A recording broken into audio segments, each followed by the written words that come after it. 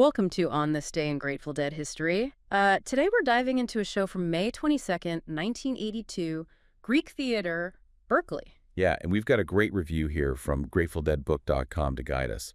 Really helps paint a picture. Right, and this was the second of 3 nights at the Greek. Exactly. And the review notes right away a different feel from the night before. Still intense, but maybe a bit more of a bluesy edge to it. Oh, interesting, a bluesy edge. So not just a repeat vibe from night 1. No, definitely distinct. Makes you wonder, what shifts day to day on a run like that? Okay, so let's dig into that. The first set, the review mentions something about lazy lightning into supplication, calls it a jam anthem version. Yeah, that sequence apparently had this crackling urgency. That's the phrase they use. Really fluid interplay between everyone. Crackling urgency, I like that.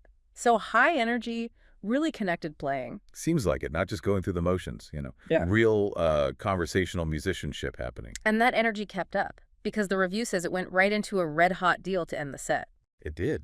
Seamless transition, apparently. Yeah. And that deal was, red hot, but also precise, had some flair. So that whole stretch, lazy lightning, supplication deal, sounds like a real highlight of the first half.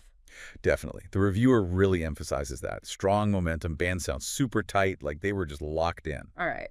So a powerful first set, got that bluesy thing going on. What about the second set? Any key moments that jumped out in the review? Well, they point right to China Cat Sunflower going into I Know You Writer, described as relentless. Relentless, okay. And Yuri's playing during that. Oh, yeah. The review says he was absolutely tearing through the solo in the China Writer transition. Wow. Just like unleashing riff after riff. But it sounded effortless, according to the description, just pure intensity. That sounds incredible. The kind of dead moment you hope for. Exactly. But then, the Dead, they shift gears. He's Gone came next. Right. Providing a contrast, I imagine. Yeah, exactly. More thoughtful, kind of introspective. The reviewer felt it gave the set, and maybe the audience, a moment to just breathe after that China Writer. Makes sense. And how did the set wrap up? It closed out with Not Fade Away, following drums. Yeah. And it sounds like that Drums Not Fade Away was really something. A defining part of the It night. seems that way. They described it as beautifully jammed out. And interestingly, they noted the tempo. Oh, what about the tempo? It was this balanced mid-tempo.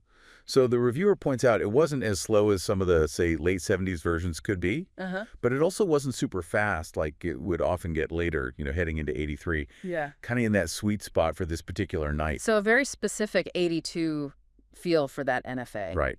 Unique to that moment, it seems. So listening to this review, overall, it really sounds like May 22nd, 82 at the Greek kind of had it all. That's definitely the takeaway. The review summed it up as having everything, deep grooves, soaring highs, inspired playing. And that bluesy urgency threaded through it. Exactly. That distinct character. So this deep dive, it really gives you, the listener, a quick snapshot. You get the vibe, the key moments, without needing to cue up the whole show immediately. Yeah, it's a good starting point. Yeah. And maybe something to think about.